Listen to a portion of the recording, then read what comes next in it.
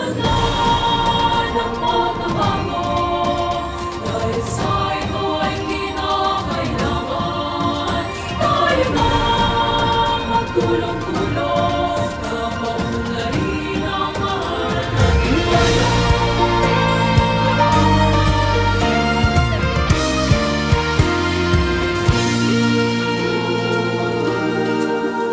Panahon na ng pagbabago, dahil sa ito ay kinakailangan tayo na magtulong-tulong na paunlarin ang mahal nating bayan.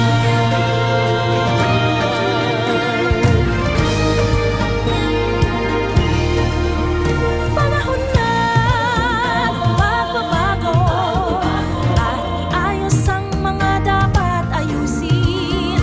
Dapat lang maging tungkulin ng bawat mamamayan dito sa atin. Gawin ng pagbabago patungo sa pag-asenso, magsikap ng mabuti at nang guminhawa tayo.